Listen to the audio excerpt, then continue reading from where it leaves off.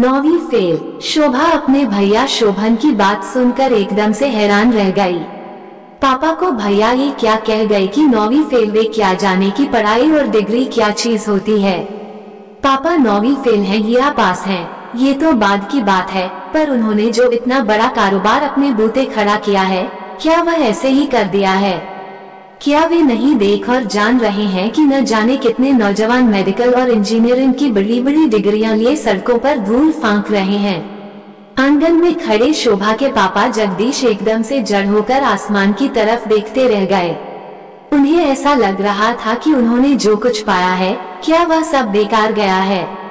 उन्होंने जो कुछ बिना किसी डिग्री के हासिल किया है, क्या वह यूं ही भाग्य या भरोसे मिल गया है? नहीं, ये संयोग नहीं है कि जगदीश शहर के जाने माने कारोबारी हैं। वे शहर की एक मशहूर साड़ी दुकान के मालिक हैं, जिनके तहत स्टाफ के 20-20 लोग खटते हैं, और भैया उन्हें 9वीं फेल बता रहे हैं। 9वीं फेल मतलब क्या है? यही न कि पापा कमक्ल हैं और उनकी समाज में कोई इज्जत नहीं है। भैया, ये आप क्या कह रहे हैं? क्या आपको पापा के बारे में जानकारी नहीं है कि गांव का स्कूल बनवाने में इनका कितना बड़ा योगदान है? स्कूल की जमीन खरीदने से लेकर उसकी इमारत बनवाने तक में इन्होंने पैसे से भरपूर मदद की है। शोभा अपने भैया शोभन को जैसे झकझोर रही थी। इस शहर में न जाने कितनी ही सभा सोसाइटियों के वे सदस्य हैं। ठीक है कि ज्यादा बिजी होने की वजह से वे हर जगह नहीं जा पाते हैं, लेकिन पापा ने फर्श से अर्श तक का एक लंबा फासला तय किया है और तुम इनको कह रहे हो कि ये 9वीं फेल हैं। क्या डिग्रियों से ही अक्ल का वास्ता रहता है? शोभा, तुम अपना ज्यादा ज्ञान मत झाड़ो। शोभन अपनी बाइक स्टार्ट करते हुए बोला, जो सच है वो सच है। मैंने क्या गलत कहा है? हाँ, तुम गलत कह रहे हो, जरा सुनो तो। मगर तब तक शोभन अपनी बाइक लेकर जा चुका था। शोभा की माँ शारदा रसोई घर में थी। उन्होंने यह बात सुनी ही नहीं या फिर शायद अनसुनी कर दी। उन्हें हमेशा ऐसा लगता है कि शोभन कभी गलत नहीं कह सकता। बेटे गलत नहीं हो सकते। आज रविवार को साप्ताहिक बंदी की वजह से जगदीश घर पर ही थे। उन्हें कहीं जाना था, शायद किसी फंक्शन में। उसके लिए उन्होंने बढ़िया कपड़े भी निकाले थे, मगर अब उनका मूड खराब हो चुका था। वे कुर्ता पाजामा पहनकर बाहर निकल गए। अब शायद वे शाम की सैर करने के लिए पार्क जाना चाह रहे थे।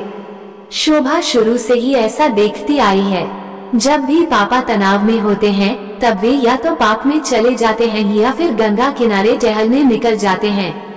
पापा, आप रुकिए, मैं चाय बनाकर लाती हूँ। शोभा जगदीश से मनोहार करते हुए बोली, आपके साथ मैं भी चाय ले लूंगी।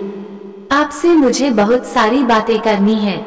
मगर जब तक शोभा चाय बनाकर लाती, तब तक जगदीश कपड़े पहनकर निकल चुके थे। शोभा ने चाय के दोनों प्याले वहीं रख दिए। अब चाय क्या पीना, पापा तो निकल चुके हैं। उन्हें भैया की बातों से गहरी चोट लगी थी। भैया ने उन पर जो आरोप लगाया वो क्या सही है? क्या सिर्फ डिग्री ही कामयाबी का पैमाना है? भैया ये जानते हैं, फिर भी वे बोलकर निकल गए। ठीक है कि पापा कुछ पुराने जमाने के हैं, जीन्स टी शर्ट की जगह साधारण पैंट शर्ट पहनते हैं, मगर वे किसी भी मामले में किसी से कम है क्या, जो उन्हें अनदेखा किया जाए। इधर शोभा अपने भैया शोभन की हरकतों को देख और महसूस कर रही थी कि पापा की बातें और बर्ताव उन्हें अच्छा नहीं लगता। उन्हें लगता है कि पापा किसी सरकारी ऑफिस के बड़े अफसर होते तो कितना अच्छा रहता। पढ़े लिखे लोगों का कुछ अलग ही रुतबा होता है, लेकिन इतनी बड़ी दुकान चलाने के लिए भी तो पढ़ाई लिखाई जरूरी है। शोभन को पापा से 1000 शिकायतें थी, जैसे पापा की बातों में गवई पुट है। उनमें वह आत्मविश्वास नहीं है जो किसी स्मार्ट इंसान में होना चाहिए। उनके कपड़े पहनने और चलने का ढंग भी ठीक नहीं है। पता नहीं लोग उन्हें कैसे झेल लेते हैं। पहली ही नजर में दिख जाता है कि वे 9वीं फेल हैं। अपने पापा की पढ़ाई के प्रति शोभन की हीन भावना कोई एक दिन में नहीं उपजी थी। उसे याद है, जब उसने 12वीं पास करने के बाद एक कॉलेज में फॉर्म भरा था, तब पापा उसके साथ गए थे। वहां दिए गए फॉर्म के एक कॉलम में जब पापा ने 8वीं पास लिखा था, तब कॉलेज का बाबू मुस्कुरा कर बोला था, चलो अच्छा है। बाप 8वीं पास है तो बेटा 12वीं पास कर गया, सब कुछ ठीक ठाक रहा तो कॉलेज भी पास कर ही जाएगा। तब शोभन खुद कम उम्र का था, इसलिए उस क्लर्क को वह जवाब नहीं दे पाया था, मगर अब तो वह सब कुछ देख समझ रहा है। इंजीनियरिंग की पढ़ाई के बाद वह पुणे से मैनेजमेंट की पढ़ाई कर रहा है।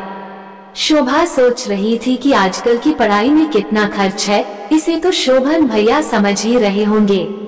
उनके पीछे वह भी तो पढ़ाई कर रही है। अपनी पढ़ाई के वक्त वह भी पापा के साथ कॉलेज गई थी। पापा की बड़ी इच्छा थी कि शोभा मेडिकल की पढ़ाई करे। देख रही हो न कि पटना का माहौल कितना खराब है, लोगों की सेहत भी अच्छी नहीं रहती है, बुढ़ापे में तो और भी दिक्कत होती है। तुम डॉक्टर बनोगी तो मुझे कोई दिक्कत नहीं होगी, नहीं तो डॉक्टरों के चोंचले और नखरों से माथा खराब रहता है, जगदीश ने शोभा से कहा था। शोभा का सिर दर्द करने लगा था। उसने टेलीविजन ऑन कर दिया, वहाँ भी वही रूटीन टाइप की चीजें। मोबाइल फोन में भी उसका मन नहीं लगा। वो बिस्तर पर लेट गई और आंखें बंद कर ली। जब जब शोभा घर आती है तो एक चक्कर वह गांव का भी लगा लेती है।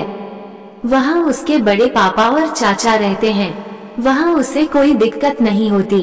आराम से वह खेत बागानों में घूमती है तो उसे बड़ा अच्छा लगता है। ठीक है कि गांव में बड़ी गंदगी है, मगर इन शहरों में क्या कम गंदगी है। बड़ी सड़कों को छोड़कर जरा गलियों में घुसने से ही शहर की चमकदमक और हकीकत का पता चल जाता है। गांव में एक ठहरी हुई सी जिंदगी जरूर है, मगर उसमें कुछ तो अपनापन है ही।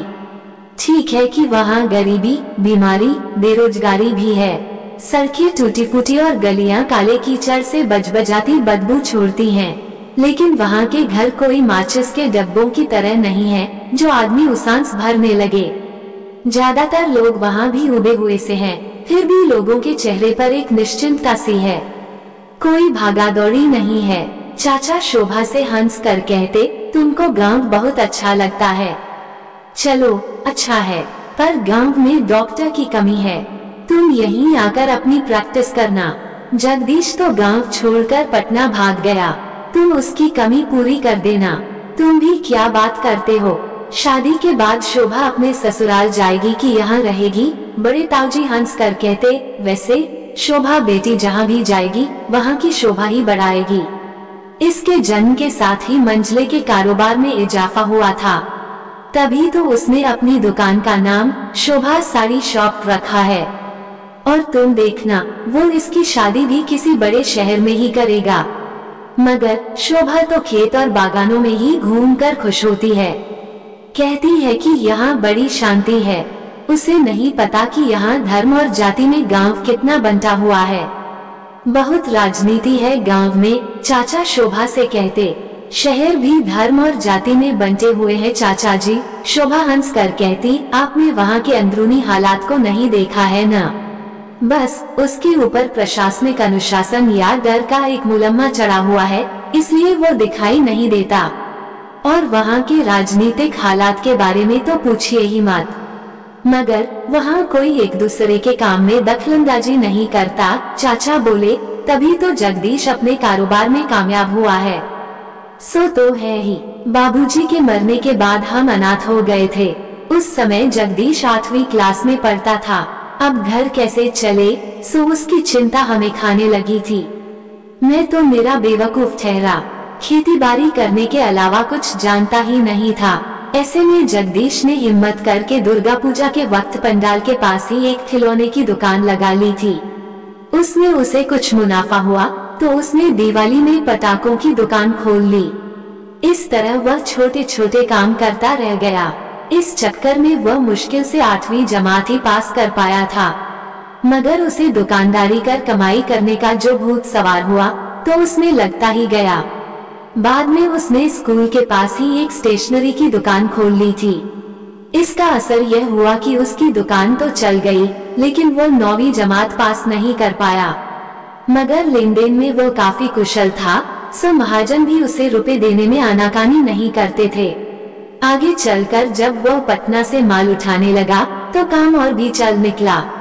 देखते देखते उसकी दुकान बहुत बढ़ गई थी, लेकिन उसकी पढ़ाई चौपट हो गई थी। ताऊजी ने कहा, लेकिन जगदीश ने मेरी पढ़ाई पर बहुत ध्यान दिया था। चाचा बोले, उसने मुझे कभी किसी चीज की कमी नहीं होने दी।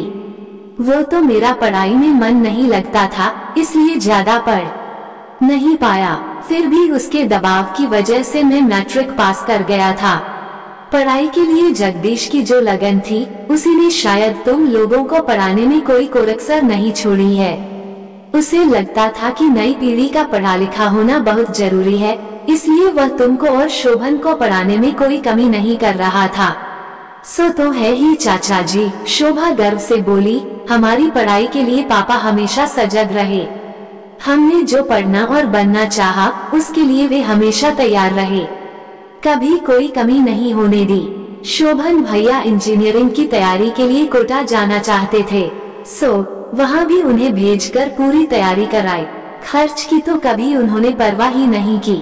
तुम तो सब जानती हो शोभा बेटी, अब तुम्हें क्या बताना, ताऊजी बोले।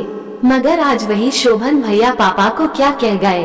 क्या वे नहीं जानते कि पापा ने यहाँ तक पहुँचने के लिए कितनी मेहनत की है?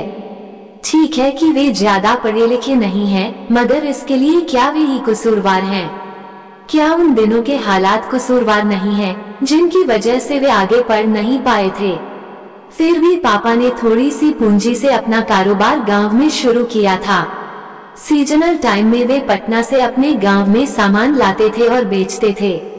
इसके लिए उन्हें गांव के महाजन से सूद पर पैसा लेना पड़ता था। बाद में पापा सीजनल धंधों को दरकिनार कर सिर्फ कपड़े के कारोबार में हाथ आजमाने लगे थे। कपड़ों की पहचान और ग्राहकों की पसंद को ध्यान में रखकर उन्होंने अपनी दुकान को खूब आगे बढ़ा लिया था। धीरे धीरे पापा को पटना आते जाते वहाँ के हाट बाजार का भी हाल मालूम चल गया था।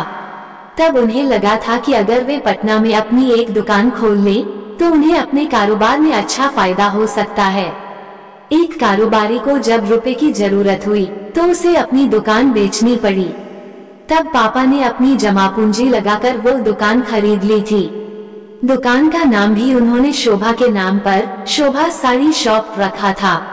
पापा का मानना था कि जैसे ही शोभा का जन्म हुआ, तो उनके कारोबार में तरक्की हुई थी और वे इस दुकान को खरीदने में कामयाब हुए थे।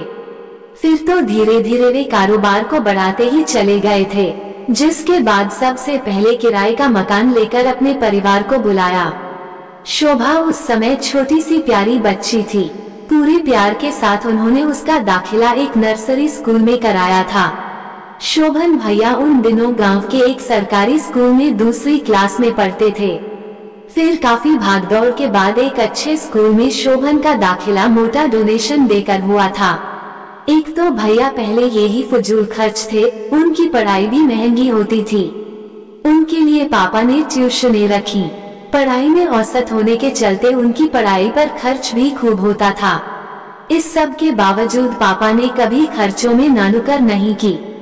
समय निकालकर वे शोभन की किताब कॉपियां देख लिया करते थे। उधर उनकी दुकान चल निकली थी।